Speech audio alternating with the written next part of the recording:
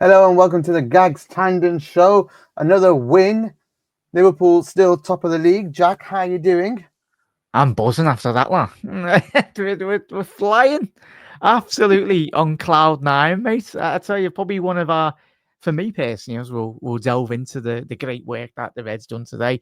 But yeah, no, a lot of 9s out of 10s for me. Like, it was so good, mate. But well, not to jump ahead, but I know you certainly would have enjoyed, and a lot of Reds out there certainly did. But yeah, amazing, mate. What a performance. It's always great when there's no stress Yeah. when you watch a Liverpool game. Usually we're going to concede first. We scored early. So, all those things that go into a game where we start to stress as a fan base, there was zero.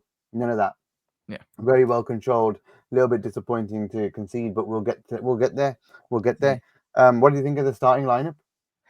It was very interesting, to say the least. I personally would have liked to have seen Nunes start off the back of the Brentford game, really, but fair enough. I understand why, as we'll delve into the tactics this afternoon, mate. But I think from a technical point of view, it was understandable why Diaz was playing, mate. But yeah, strong lineup. Considering Ebu, I know everyone on the watch long and certainly tonight might mention Ebu, why he was left on a bit later than he was, obviously, given he's been playing with injections. But fair enough if he's been obviously given a couple of injections and play. But main thing is we rest him in the next couple of weeks, mate. But yeah, strong across the board. I think the main thing come now, 25th of Jan, this is where your seasons are won and lost, really, in terms of this period going into it. Play your strongest 11. I think that is, for me, Liverpool's strongest 11. I don't know how you feel with that. It's on paper. Maybe Mm, Simicast for Robbo. Maybe yeah, can be possibly. tight. I don't know. Mm, But yeah, otherwise it's pretty much the strongest 11 there. I think Dom, and we can mm, kick off with him. Really, got us off to a great start with a lovely goal, a nice pass from Evie, to be fair.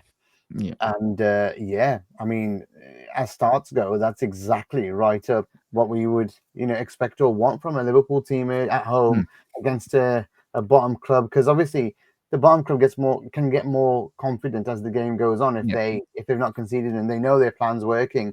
And in this way, the plan wasn't working at all, so it's gone out the window immediately. Yeah. So I mean, to be honest, they didn't really do much. Yeah.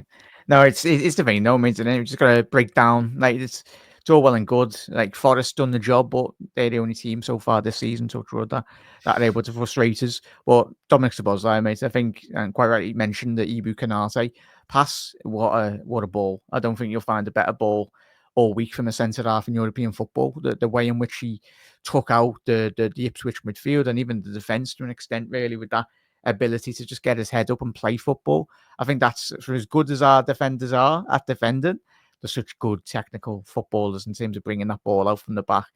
And to have that ability, Ibu, to then find Dom, but even still had a fair bit to do. Shift it onto us, off his right, onto his left, and absolutely lasered it into the bottom left corner, mate. Yeah, 91 percentile pass accuracy for Dominic Szoboszlai this afternoon. So in that perspective, 32 out of 35 passes completed. So he had a very good game in that regard as well. amazing. And I mean, I thought the same thing with the as Damo turning inside Mm. defender, creating a turn of space for himself to score a goal, and also on a bit of a swinger as well, right? I mean, Mm. it was on his left, so to get the accuracy as well like that, just ideal, Yeah, ideal. So yeah, 100%. really good, really good. He does that Um, well. I think with Dom in that position, though, Gags, I want to be seeing that a bit more, really. From, like, that's Dom at his peak, really. I think, but I think if he can start adding goals to his game now, I think that's just the extra cherry on the Goals, cake. assists, Yeah, yeah, everything is, and yeah, also the work rate's still there, and that's yeah, exactly what we need, and it's yeah. amazing. He's key to the team, Mm, so keeping him fit is exactly what we need to do, and I think we've been managing him, so he's not going to play. I don't think this midweek, yeah, and we should start to play the Endos and the Elliots and stuff like that this midweek. And I know it'll be a small team yeah, in midfield if we do that, but that's something that we just have to get through. Doesn't matter what yeah, happens. I guess they don't want to give up the top spot, yeah. but you just need to get a draw. I Exactly. just hope he doesn't go full strength and something happens where we get a player then missing Yeah, the Bournemouth something, game. yeah, yeah. That's what I don't want, because obviously Bournemouth today have gone and smashed Nottingham Forest for Was it 5. 5? So yeah, we just drew with Forest away from home. But to be fair, we should have hammered Forest as well in that second half. I mean, I think as soon as they conceded that goal to us, Did he just capitulate? Did he? yeah, This it's afternoon? like Yeah, no, it's capitulated, and that's what's happened. It looks like today. But I'll be looking forward to watching the highlights of that one and seeing what the goals were like. But yeah, that's a big shocker. yeah. And obviously on the other side, Arsenal were down to 10. Then Wolves got down to 10, So annoying. and Arsenal win. So it's still at 6 points. But next weekend, that win for us next weekend, we have to go for the win and go and get that win next weekend because Arsenal play City. So it's going to be a real important weekend next weekend for Premier League football, I think. Yeah. And I wonder what City and Chelsea do later. So it's going to be interesting all round. Yes. So like you said, Ibu's, great through ball to him. So the second goal is Mo Salah. Yeah. With Gakpo assisting with that horrible pass that he did. Let's be honest. That cut in and that cross never works until it does, which is today. Yeah. He's done that a couple of occasions though this season, mate, and it's but when you've got your wingers as in Mo and Gakpo and even Gakpo getting the 2 goals as well this afternoon, they just get into those areas. But I think in terms of the finish as well, though, mate, yes, it was a good pick out as well. But I think when you put a ball with that quality and you get a bit of, I think defensively they should have defended a bit better. But even still, Salah, one touch out of his feet to set himself up was right. And I tell you what, the execution on the pass, I think I looked at the XG at half time on the watch along, and it was very low percentile in terms of XG expected goals. And you can understand, like Salah on any. Angle in it. It's too ridiculous. Tight. Ridiculous one. It's such a tight angle, and then that's when Mo. And to be honest, Mo was twinkle toes again today. There's a few times where they're just taking people out and going around him and stuff. Didn't do too much else, but I mean, at the end of the day, if he keeps popping up and scoring goals, no one's going to complain, and that's nice for him to get 2 and 2, isn't it? Got one midweek, got one here. Now he's just back on his run again. I want him to keep going the whole way. Whatever happens with his contract, needs to win everything before he goes. I think that the shot though, if you see how I think it's still bouncing, or he flicks it to get it over the keeper, especially. Like he wants to keep it high. He wants it in the roof of the net on purpose because he knows the angle's low, like tight, and the keeper's coming out. It's just people won't talk about it much, but it's a phenomenal finish, that one. Do you reckon he's anticipated that, Gags?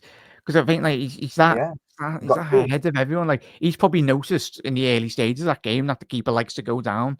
Like these are the levels that and I think it's just. In that angle, the keeper's going to expect it to be low and short, at him. So he's going to be wide and down on his knees and wide. And he just put it right over the roof of the net. Like, my daughter was watching it and she's like, "Oh, has he hit the side netting?" I was like, "No, it's actually gone all the way around the net. It's just gone round." He's hitting with so much power as well, to be fair. Yeah. But yeah, it was a beautiful finish, and fair play to Gakpo for the assist in the end. AG says, great win. Anyone else really annoyed with conceding? 10 more goals than Arsenal is worth a point, which is nice, but hopefully not need it. Bournemouth will be tough. Yeah, we agree with all of that. I think it is always a bit annoying to concede, but in the grand scheme of things, no biggie.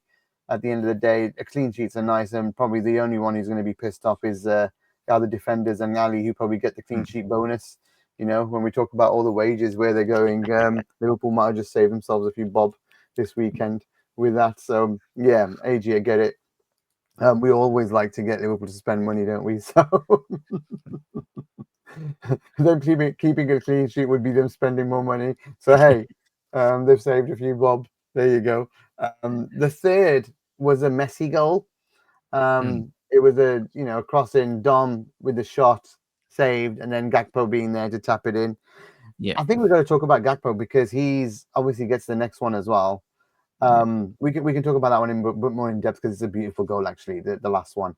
But the importance of Gakpo, I think it's like 19 goal involvements this season now, 15 for Diaz, who's really had a great hot run at the start and slowed down a little bit now mid-season. Let's hope he can kick off again towards the end of the season. But Gakpo, we have to call out because he's regularly, and today, 3 goal involvements again today from him. His output is exceptional, The though. output's exceptional, whether you like what you see in the game or not, because he sometimes doesn't do much, but he does a lot, if that makes sense. It's like, it feels like he doesn't do much, but involvement after involvement after involvement, you can't diss the guy. Like, you just can't. Like, I like to, sometimes say, oh, that's a Gakpo cross. It's like, be a bit disrespectful with that, and I apologize for that. But we can't diss him. He just is in the right place, it seems, at the right time. A lot of the time, or seems to get these wonder goals, and in the past has, where he cuts in and shoots and he gets them right in the corners. What do you think of Gakpo, Jack? Because he's I love him. under the radar for everybody else, like the fan bases, all other fan bases. But for us, he's a key player. He's, for me, I was made up when we signed him. I did do a couple of watch-alongs in the World Cup as well. He's very instrumental to that Dutch side. It's because he's 6'3", lad. That Gags and just with certain footballers, sometimes it doesn't look like they can get out of certain positions just because the body shape and the frame. If he was like maybe 5'6", a bit more agile and all that, but even still, he's got a very good touch for a big man.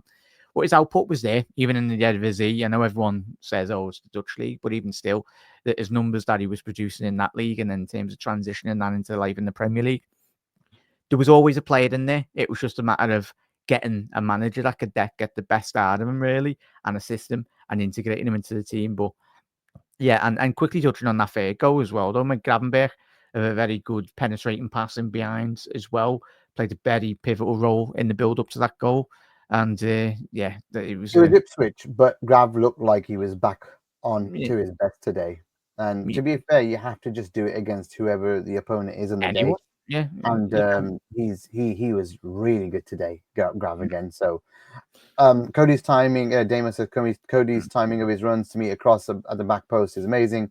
BC offside so often hits a target, and I think that's a really good segue into the Trent cross, because this cross is exactly what is great about Trent Alexander-Arnold, and exactly why Liverpool want to keep this guy is because the talent in him to just put a ball on someone's head. And luckily we had a 6'3" guy in the middle at the right time to put it in. But that's like Gakpo's 6th header this season as well. Like, we don't like it's. He arrives. He's got a canny knack at it, don't miss any, in terms of it's so a value that's probably, I'd say, undervalued in terms of the modern game at the minute. In terms of, you look at wingers, you look at obviously John Barnes, Mane, Salah, but even Gakpo, I think he certainly can get up to those levels. I know there's a long way to go even to match, obviously, like John Barnes, but I think he's got that technical ability, he's got that quality. As long as he stays fit, I think he can be absolutely instrumental in terms of Liverpool. What we want to be doing, not just this season, but for the next couple of seasons to come as well. I know there was links with Skellier, obviously the lad that went to Napoli as well, Cravazzi Skellier, but I think when he's in tip-top form, Gakpo, I think for me, he's a nailed down.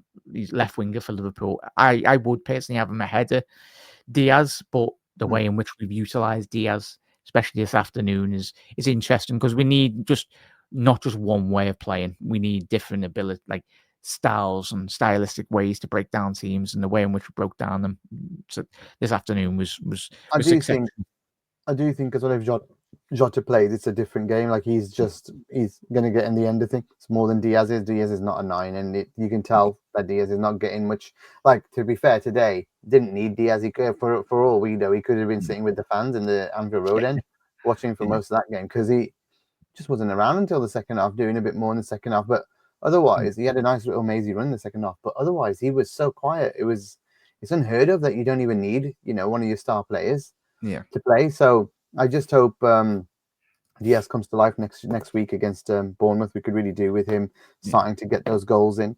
And when we talked about Gakpo earlier, I was just going to say, when you were saying about the Dutch league and stuff and how he came to light, I think the World Cup that you said you did the watch-alongs, that was really where he came to prominence in terms of before. I mean, he was only 6 months later he joined us, so it was that World Cup that really he was scoring for fun.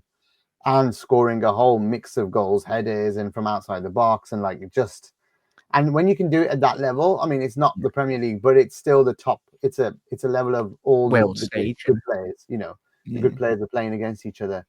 Then you kind of get a little bit more convinced. Oh, okay. And I bet Virgil's coming back and going, we need to buy him. Yeah. We need to get him.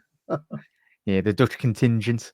It's great. I think for hopefully next future up and coming Dutch player, probably look at Liverpool and go, yeah, I'd love a bit of that. Certainly, with the captain as well, mate. But yeah, it says a lot. Like the way he led that team in that tournament, and especially for PSV as well, the captain of their team as well. So I think he won the title, maybe one or two league titles there at the time. Apologies if I'm wrong, but he's got that captain ability as well as the fundamental quality. Yeah, you can tell he's calm. He's he does present himself as a leader, to be fair to him. He doesn't have he's not like one of those, he's not like him and Diaz are completely different. It's like Gakpo is very much in the mode of a VVD, where very calm, not going to get excited, doesn't get into things, you know. Whereas you've got the more emotional type of player like a Nunes, like a Diaz, who are just rely on that momentum type thing, you know, and if they get a run going, they're going to go nuts. Whereas I think Gakpo's very much, you know, comfortable in his skin, knows what he's got to do, know when he's going to do it, and he's very reliable, and therefore is now becoming very consistent as well. Yeah. And that's the difference. I think he's he's got a very much a calmness about him. Like Mo, you know, there's a calmness around some players, and there's a more emotional element to some players, which is fine. It's not a problem. But I think that's what happens with Diaz. When he gets a couple of goals, he might just get on a run, and he needs it. Whereas I don't think that's the case with some of these, you know, with like especially the Dutch players, maybe even Grav too. Yeah, maybe a bit more. You know, this year seems to now own his spot. I know I got a game. I know I got to play. I'll just be consistent in where I am. Yeah, he's tiring. That's not his fault. That's because we don't have a replacement. Chris says, glad the boys came out and thrashed them today. We need a game like this. Bournemouth won't be a cakewalk. Completely agree. Tad talking about Gakpo here, very academic. He's academic too. So studies the game a lot more than most players do. So Tad with a great point there that he's quite studious with football. So you can tell actually, you know, and that calmness comes across. So I'd again side with you. And start of the season, I'd have picked Diaz as the left winger, but now it just has to be in with how consistently he's stepping up for us. And Mo's on 40 goals and assists this year now. So total goal involvements, and he's got Gakpo's got half of Mo's and 19 or less than half. So yeah, I mean it's nuts. It's nuts. In the end, though, the second half was such a cakewalk, Jack. We didn't really have to hit the bar post once. We didn't have to do much else. Yeah, I'm just having a look at the statistics here, mate. Second in terms of the dominating, and this is what you want really to see from Liverpool. I think going into the back end of the season, we've mentioned obviously you've mentioned on many of on your shows, but about the fatigue, and obviously it's been countless episodes already. The fatigue index as well. Definitely check out obviously what the lads have produced already this season about the players being in the red and everything. But it's about controlling games. Certainly in the second half period, 69% possession to Ipswich's 31. The back end of the game, as we probably mentioned with the goal mismatch, it was a land. It was it was a giant against Frodo Baggins, to say the least, anyway, or Sutton or whatnot. It was a very big mismatch. But in terms of the clean sheet, you want to be seeing that. But I think I don't know how you feel, Gags or Chat, in terms of how Liverpool, certain moments, allow teams to have the ball. And just, we've done that so well in terms of we allow teams to have the ball in certain areas of the pitch. And that for me would conserve quite a fair bit of energy, really, going forward as well.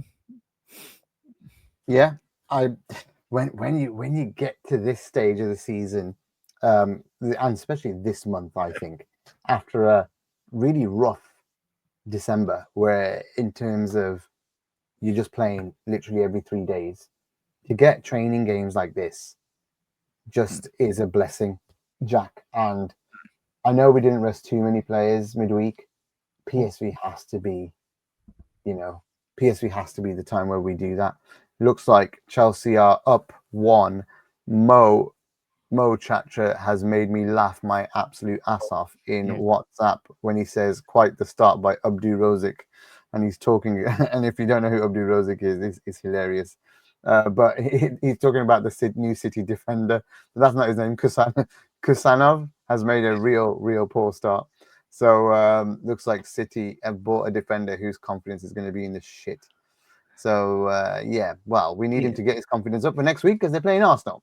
So yeah, please sort yourself out. But yeah, Chelsea seem to be one up already. Yeah. So Happy days. City have a game on their hands over there. But go back to Liverpool.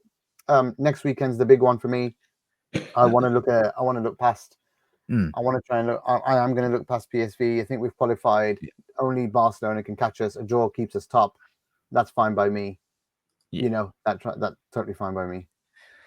Yeah, the Bournemouth one, mate. We looked at obviously the fixture schedule, mate. I think when you do analyse Bournemouth, the big result that they had this today, really, but I think the job in which Iriola's done has been absolutely exceptional. Our sporting director that we've currently got in charge, he's signed some very talented footballers, to say the least. Anyway, you got Clive, you got Semenyo, and you got as you mentioned already in the watch long, mate. Ouattara, first hat trick, Bournemouth as well. So, and Kirkes, who dispelled the rumours, was it over the last 24 hours, saying I think it was streaming or whatever he was doing, and he's saying he wouldn't join Liverpool. But you never know. Whatever happens with that happens. But yeah, a highly talented squad, mate. And I think these games, when we look back, hopefully come at the end of May, but could be these will be the big ones because you look at their form. They're unbeaten in the last 5 wins against Newcastle 4-1, wins against Forest 5-1, 5-0, sorry, as well. And so it's make or break, really, mate. And it's got to focus on ourselves. I know I done it in the watch on, Gags, looking at the Arsenal game, and I cursed the commentator when I was speaking to you in the chat, and I was like, oh. It's my fault. Need to keep my mouth shut with the other teams, mate. But yeah, it was one of them. It wasn't your fault. You were a minute Yeah. behind, so it happened way before you'd even said it, dude. There So we go. I think the next two we got Bournemouth away and Everton away. So if you're talking about big games, those are huge. And with Arsenal being the team to be chasing us, let's quickly take a look at who their next two are. Oh, to be honest, the Everton game they won't have one because that's our catch-up game. So yeah, winning both of those. Massive.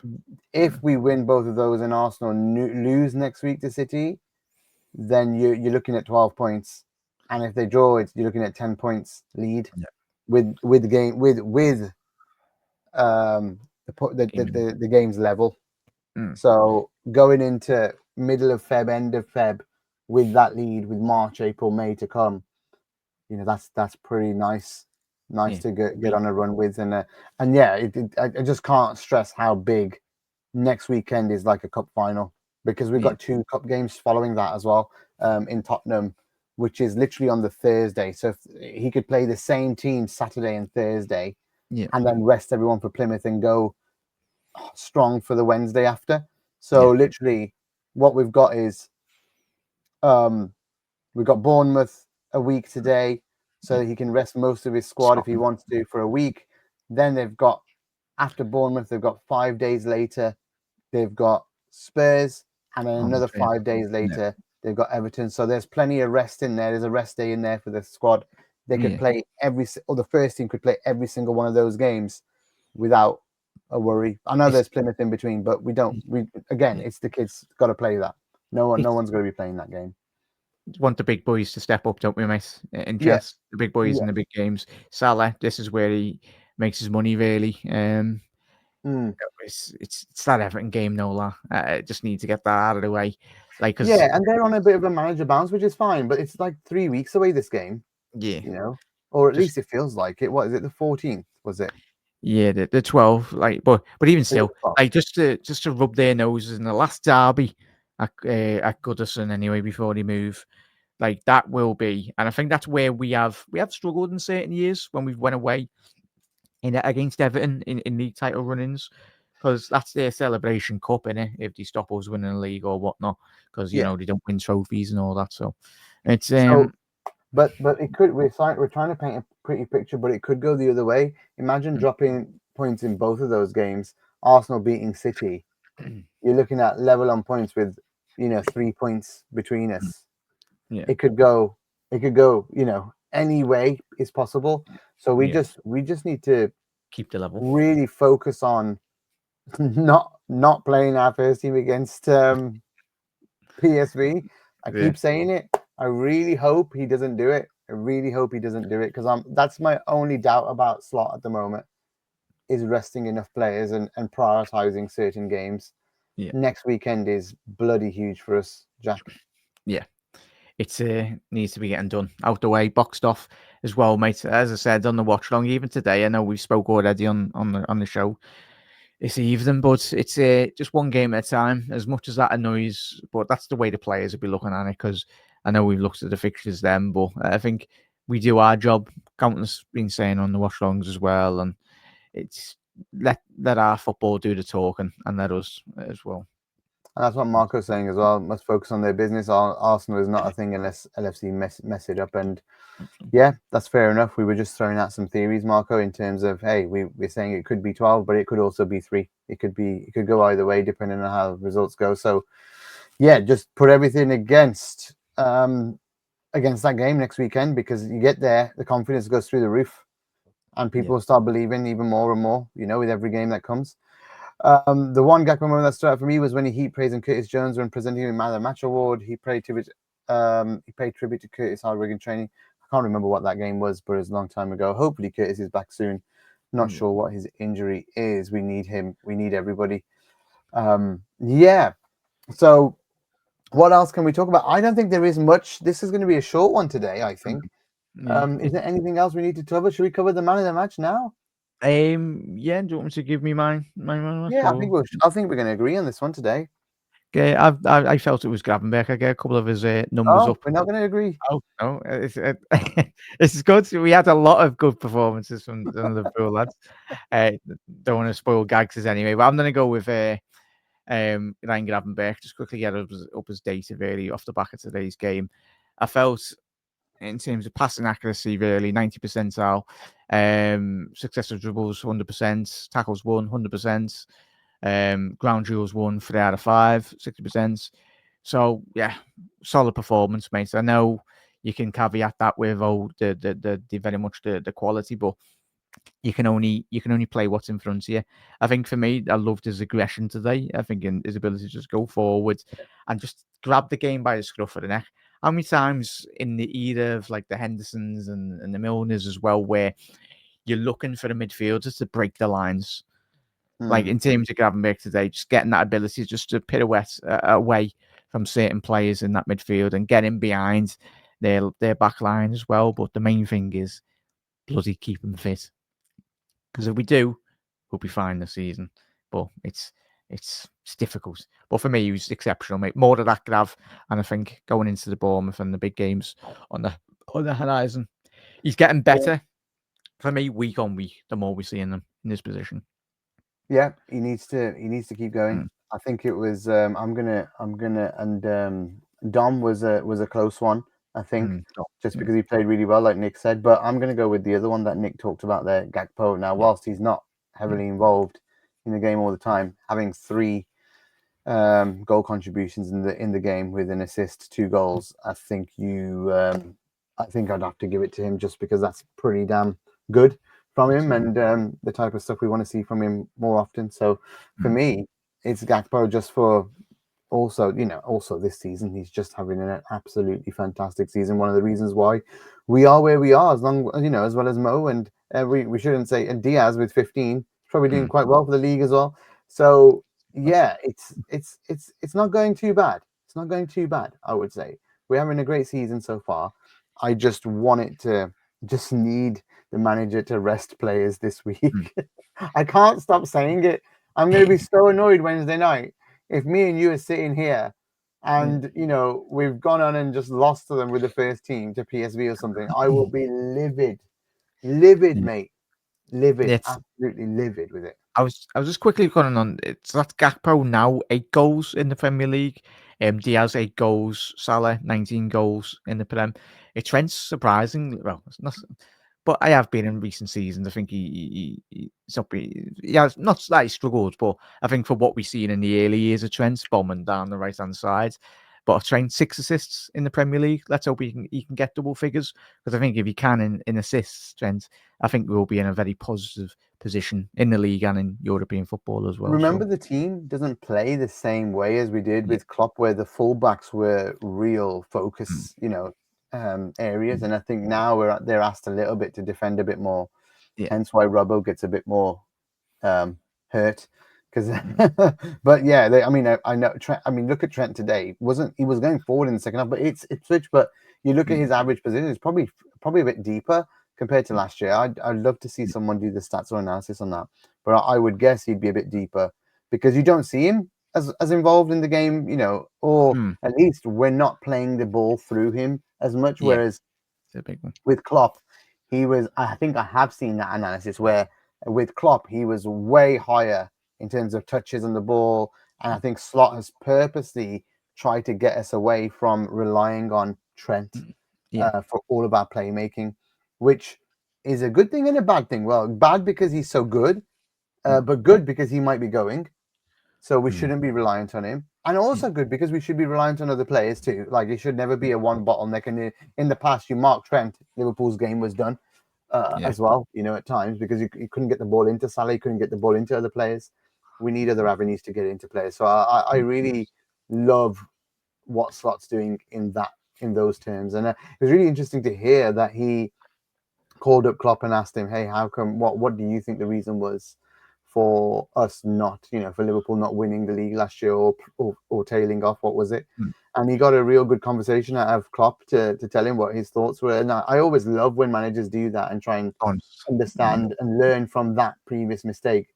But we're going to find out on Wednesday if he is learning, though, Jack. So, yeah, I'm going to be watching with, very eager to see what the manager does against PSV. Yeah.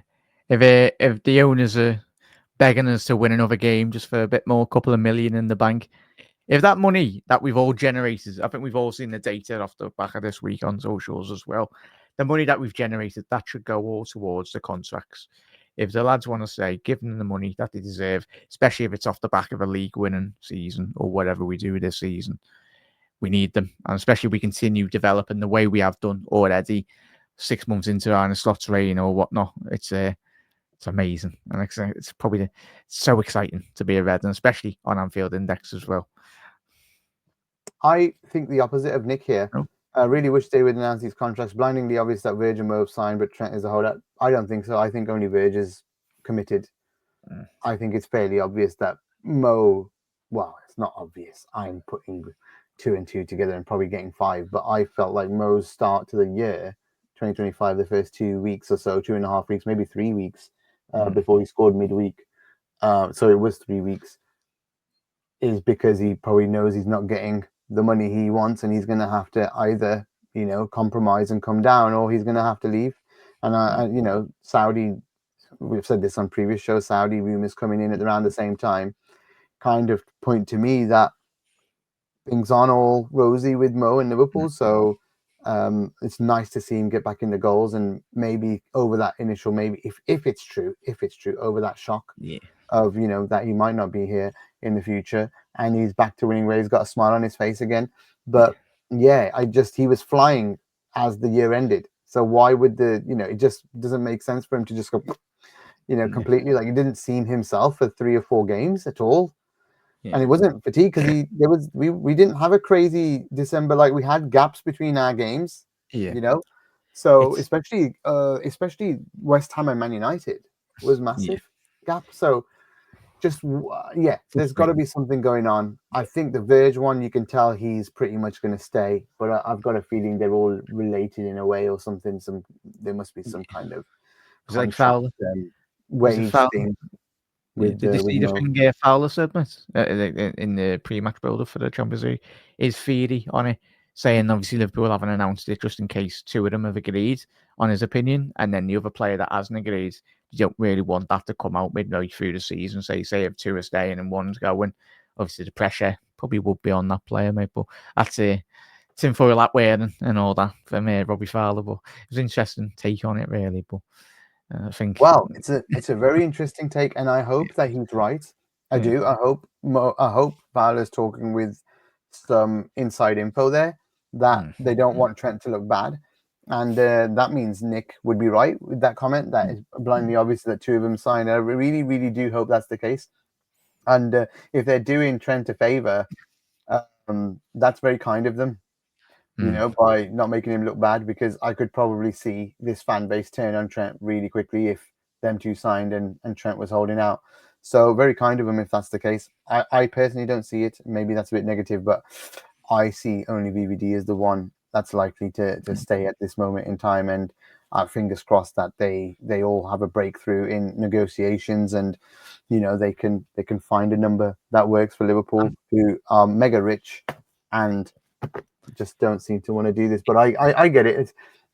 We had this conversation on Discord, and you tell me what you think. But Liverpool's stance now, as a fan, I want them to just spend and just do it and pay these guys what they think they're worth. Whatever, you're in a tough situation. You need to safeguard the next couple of years at least. So whilst you do your planning, because otherwise it goes into turmoil in the summer. What I would and then this is also something that links in that someone like Ibu is not signing a contract because he's waiting to see what happens with the other three. So they're all linked. Everything seems to be linked, and we're getting into a real tough situation. But I think Liverpool are saying if we give someone like Salah 500k a week, and we give someone like Verge 450k a week, then the ceilings of the next lot. I'm not saying that the next lot will want what Mo and Verge are getting, but they'll want what Mo and Verge were on previously. So the McAllisters, the Szoboszlais, the Grabs, whoever's coming through the next line will want the 300Ks rather than the 250s or the 200s. And they're going to want then 300, 350. You all of a sudden get into a situation where you're like Man United, handing out big money contracts to everyone. And then we don't have. Man United had the luck. Man United had a sugar daddy, or they had money coming in where people they spent $1 billion. Are you telling me FSG are going to spend $1 billion? Never, never, ever. So if the wage was at 70% already, which I really struggle to believe after players that left last year, like we added no one, and we had Matip go and a few and Thiago, which probably is around 400k between them a week. Yeah. It is frustrating, but I can see Liverpool worrying about the next level, the next line, and if the ceiling keeps going up. And I know people won't expect the ceiling that Mo and Verge on, because you've got to be as good as them. But if you give it, the next step gets a bit higher, because it has to be closer. And otherwise people will leave. Like an Ibu will say, well, if you're not giving me 300, then I'm gone. Yeah. Does that make sense? Does it? Yeah. I was going to say, it makes it spot on in terms of that. That's the way I kind of look at it in regards to needs to be some incentive, really, like in any job. Like you want to be a bit development or whatever, especially if you're a footballer as well. As you alluded to, United, they've give was it Ahmad probably about 200 grand already, done it with Rashford, and especially if they've not done anything, not achieved anything. Yeah, like it's that's where they've gone wrong, and certainly you look at Szoboszlai, you look at Gravenberg's still 22, and especially if you give him 200 grand. If he wins a couple of league titles, he certainly does deserve that as well. But there's that. The one thing at Liverpool that we've done well is, if you look at Mane when he come in, Salah when he come in as well, there's been that incentive to get better, and we've made players better as well.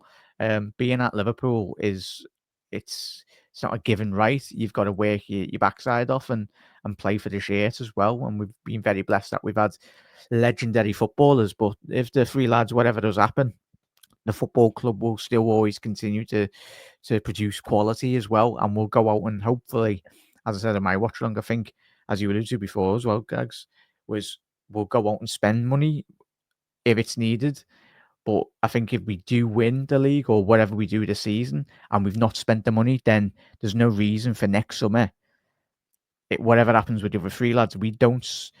I think there'll be massive pressure on the ownership structure in terms of their unwillingness to allow and facilitate this squad to get better, because there will be a drop off in quality if all three lads go. you need to spend money, and if we don't, then I think there will be a massive drop off in terms of how well we've done. I just don't want to be sitting here like 2-3 years down the line where we've gone, oh, we've done great this year, but we didn't kick on again. It seems to be the last 7-8 year period. We had such a great squad. We just need to kick on and elevate the side into a greater level, really, for me. I don't know. So there's going to be a lot of work. I think the thing that we're all going to be doing now is counting down. And with this, how many games have we now played, Jack? Do you know what the table number is? Yeah, 22. This was match week 23, but this is obviously our 22nd game. But the thing is, Gags, quickly on that one. 10 more wins, Jack. Did you know 10. that? Oh, sounds. 10 more wins and the league is ours. So it's 16, right? So it's 10 out of 16. Yeah. So you win next week, it's down to single number games. Yeah. That's how important it is. You know, you go and beat Everton as well. It's down to 8 games. It just gets closer and closer when that happens. So that's how important the next 2 games are. So yeah, I can't say more how important it is to rest players this week. Does that include if Arsenal drop points as well, or no? If they drop points, it gets less. So if Arsenal lost to City, that's one more gone. So, for example, it automatically goes to 9. Oh, wow. So no matter what happens, if basically Liverpool and Arsenal lost next week, it's automatically then. Oh no, it'd still be 10 then if we both lost, but it'll be 9 if we won, and they lost. It probably goes down to 8. It's like 2 get cut off, and then we can start rotating in the league for the Champions League. Let's get to sorry, Chester. Oh yeah. Let's get to next week first. Yeah, next week. You need to keep your feet on the ground here, Jack. They're over me. I'm not even looking at the Champions League. To be honest, it's the second priority this year. I just want this trophy. I want this trophy for these players, for this manager, for the old guard in the team and the new guard in the team. I want them to have this because then they'll push on next year to do even better. 100%. You know, so it just becomes that really it just gives everyone so much more confidence. The manager getting a Premier League title under his belt in the first year means he automatically can stay as long as he wants to stay at the club until he gets bored and gets to rebuild Liverpool 3.0, because this is 2.0 since the Klopp era, so this is 2.0. And if we do get 3 players leave this summer, then it's Liverpool 3.0, and he gets to build that himself, pick the players himself, make the team again himself, and you know, whatever happens. But winning it now is all I want. The players staying, leaving is immaterial after that. It would be nice for them to stay, but I think whilst they're here, let's win it. Let's win everything that we can, and this one first. This is the highest priority for me. So, do you agree with that? Yeah, 100%, mate. I was just quick on the contract as well. Don't chat, let us know. I don't want what happened last year where Klopp announced midway through the season and the wheels fell off. That's where I do feel if the contract talk did come out and say if Trent is going or one of them is going or if they're all going, that we don't need that distraction. I think it's being handled well. I know all of us fans want it to be done box off as quick as we can, but if it comes the end of the season, as you mentioned here, Gags, and we do the business, hopefully, fingers crossed, then sounds, and then we get the announcements after the final game of the season or whenever we do hopefully win the league or whatnot, whatever happens, then just let our football do the talking and let the discussions in the background rumble on and sort themselves. Fingers crossed. This is really interesting. The pace that we're running at now, points per game, we get 92 points. Okay, so the run that we're on now, the maximum Arsenal can get if they win every game, every single game, is 92 as well. But they have to win every single. They have to beat us at Anfield to get 92. If we win every single game, it's 101. So we basically have that 9. It's that 9 points there basically. Is what it's all about. So the further we get into the season, the gap stays around this. The higher the chance, the more the probability, all of it starts to go more and more in Liverpool's favor. But that's why I say next weekend's so damn important. And then the Everton game for me is so damn important. I would give up the Carabao semi-final for those 2 wins. That's how far I'd go for it. You know, that's, I mean, I know people will say I'm stupid for that, but I would give up that semi-final and that final to win both those games, because I think winning both of those games puts so much pressure on everyone else in the league going into March that people start giving up. People will start, the other opposition players will start to give up. You look at the notifications on the benches and all that, and they're like, "Oh, they've done it again." Like, that's why it's massive. Like, that's a massive win for Arsenal. But as we've already said tonight, miss, like, if they didn't win that game, they're literally on the last legs, really, this Arsenal side. And did you see the goal? Was it another corner? Like, it's great for us. I mean, I'm not sure, I didn't see it, but my point is here that they have to keep grinding those out. Yeah. We just have to win. And if we just win, their confidence every week will just get shot more and more and more and more, because they can't keep up. And against City next week, if they're going, I mean, is that at Arsenal or is that at City? Yeah, quickly check. I think it's at Arsenal. So I guess they'll have but they don't have much of a squad, right now as well. They're hurting a little bit. So it's just really interesting to see what's going to happen, I think. Yeah. Especially because we can rest midweek. Both Man City and Arsenal can't rest midweek. They want to get that win, in their last Champions League game. I was just looking at the fixtures there, but and just it's they're home against Chelsea, Man City. Obviously got Girona midweek. Probably play a lot more of the younger players anyway.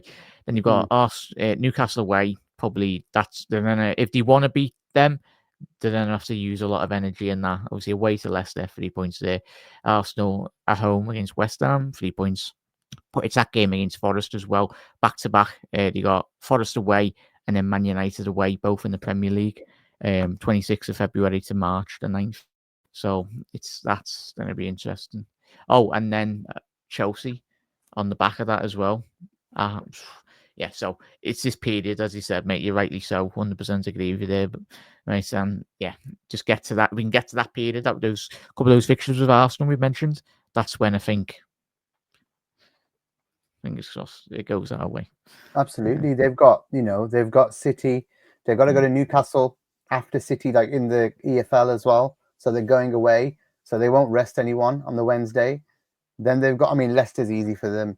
Then they've got West Ham at home, which you never know with a derby. Then they've got Forest away and, like you said, United away. So it doesn't get easier for them. No.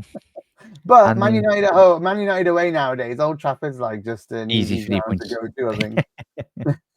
Let's hope they can get something going by then, because we've played them twice now. So I don't really give a shit if they beat everybody. Let them win. I mean, they could go on a flipping run and knock everybody out. So, So again, Damo said Arsenal would have put a huge amount of energy into their win compared to the energy we conserved by scoring early and using subs. Yeah, again, these are massive points and massive things that will happen, So I think every game they drop or point they drop just makes this makes the league such a harder, thing to climb for them, a ladder to climb for them. There's got to be a week there, Gags, where they just like collapse, like physically, mentally, as well as like obviously today the results will be big for the confidence as well. But it's just going to take one draw or one defeat where I think for them, like you watch Liverpool when we've analysed Liverpool for so many games this season. Of course, it's only the 25th of January, but there's so much quality. The one thing Arsenal do lack is goals. They're so reliant on set pieces. Liverpool have got 2 goals from Gakpo today. Yeah. Salah, there's goals across the forward line. And even today, our midfielders have even stepped in, scoring goals. And when you're doing that, life is a lot more easier winning games of football. Simple. It's a simple game. Completely agree. It's going to be so. We just have to keep winning, and that's why I keep saying, focus on the league for now, and just go. Get through. I would give up a few things to win this league right now. So Damo also says Arteta looks so brittle even when they win. Slot just transmits calmness. Yeah, but it doesn't take long to change. With a few things that go wrong in a squad, and we have been a little bit wayward in the last a few league games we've drawn 2 out of the last 5. So we've only just got back to winning ways, Damo, with two after the 2 draws in a row to get 3 wins now, and 1 in the league, Champions League, and then and also with those draws we lost to Spurs too, so we had a bit of a blip. Hopefully that's our blip out the way that Arteta was looking for. Not too bad of a blip though, is it? Yeah, striking up, drawing to City away maybe only, but striking up, 4 or 5 wins in the league apart from that one, I think goes a long way to just rubber stamping the league. I really do. I mean, I'll start being really confident about it if that happens, if they can do that, because it just means if you win 4 or 5 from here, you're literally like 4 or 5 wins away. And if people have dropped points, it becomes less and less and less. It just, that's what I'm saying. This is so crunched now. The next weekend could be 8 games, like we're 10 now. We win and they lose next weekend. It's 8 away. You do it again, it's 6. They drop more, it goes to 4. It's like every week could cramp down. So what I'm trying to say is winning is in the Premier League right now is the gold dust. It's gold dust for Liverpool Football Club. This is crunch time. There's no bigger crunch time. You crunch it now, you save your legs later for other competitions, like you said earlier. Your thinking's correct completely. I mean, I wouldn't get carried away with it, but you do it. You do the hard yards now in these Premier League games. Later, you open it up for if you're still in the FA Cup. If you're still, you're luckily getting shitty rounds, like shitty clubs in the FA Cup rounds. Great, play them, play the kids, get through. Because later you might be able to play your first team because you've already done the hard yards in the league and it's done. We will be there for the Guard of Honours as well, just in case. The watch-alongs for Guard of Honours is going to be great if we get there. If we get there. So that's what we want. Long way to go. Well, confidence. We're absolutely flying this season as well. If you can't get excited about these Reds, go and watch other sports as well. Like we're so blessed, aren't we, Gags and Reds? Yeah. These lads making us proud every week. Long may it continue. So one last question before we go: would you sacrifice both domestic cups for the CLMPL? I would, but don't think Slot necessarily will. Slot's a crazy man if he won't. I'd agree with Gags. I'd say Premier League and Champions League. Could you imagine a double? Not too bad. In your first season. It's a cakewalk. You just become a instant legend and surpass like Rafa immediately. Who won a Champions League. You just right over the top of him. And it's just like bang. Kenny never won a Champions League as manager.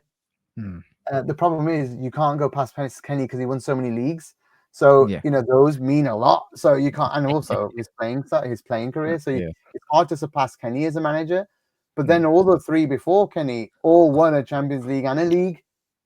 Well, Shankly didn't win the Champions League. Sorry, So and no one's ever surpassing Shankly just because Shankly. But it's what I'm saying is there's the Houliers and these and that who we look back Rafa, who we look back fondly for what they did and they achieved. Like Houllier won a treble, but literally.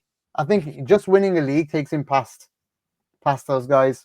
It's what they were up against, though, mate, innit? They were great in their own right, but I think if we can do what we can do this season, and this is not no Liverpool fan out there, any Liverpool fan that is diminishing what Klopp's done is not a Liverpool fan, really, because he's set the foundation blocks to what this club has been over the last 7-8 years period.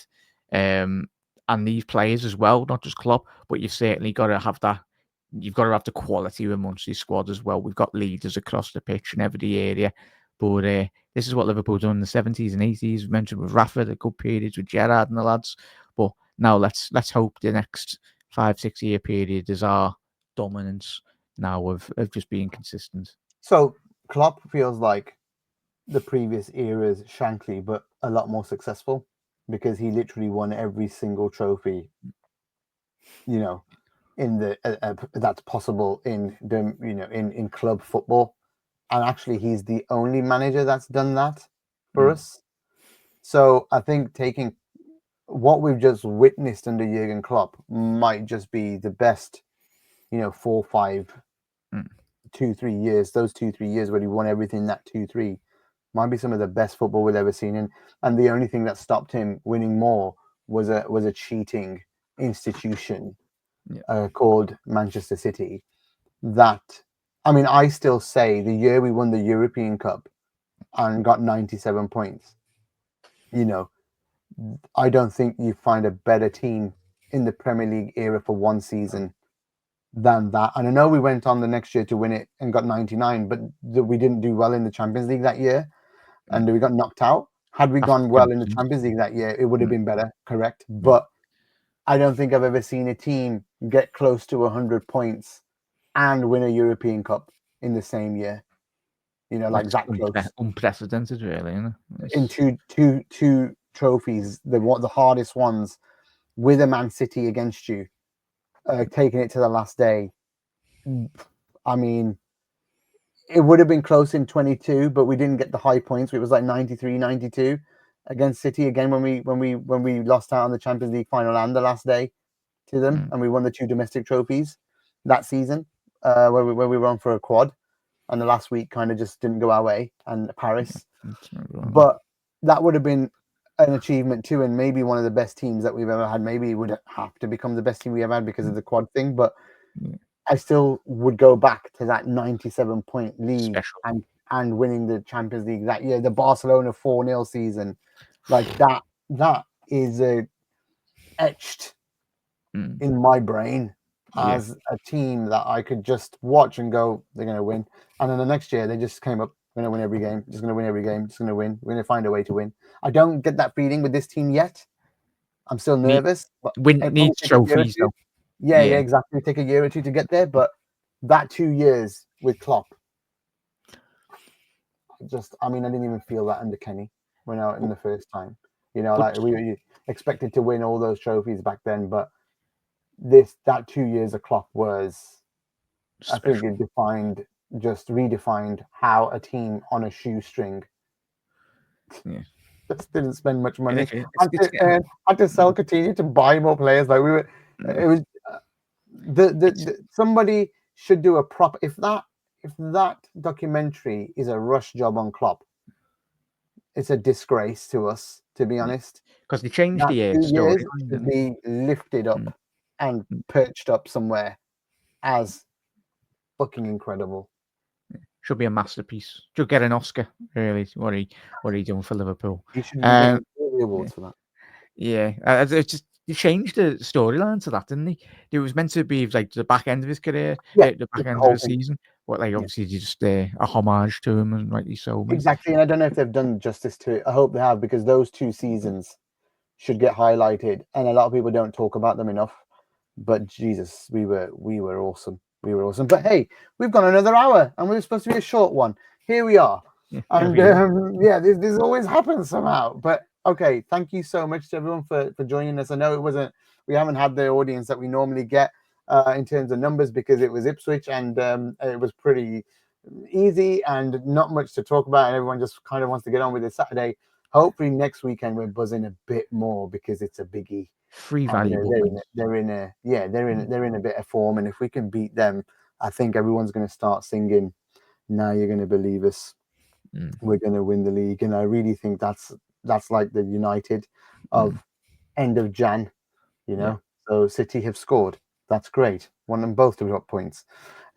We appreciate it, Demo. Cheers. Thanks very much. Cheers, Shaz. And Jack, once again, thank you for all the hard work. I know you're putting in some hours recently, so really appreciate it. And keep on doing the good work you're doing. And we will be back. Hopefully, I'll be back. Maybe both of us will be back on Wednesday, and I'll be back on Thursday as well, and then Saturday again.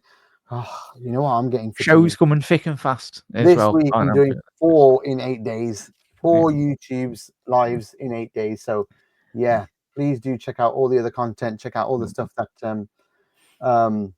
Jack is doing as well, and everybody else. But from us, that's it for today. Hope you had a good one, Jack. Thank you very much. Thank you, mate. Chat. Enjoy your weekend, and we go again on Wednesday. Up the Reds. Get in.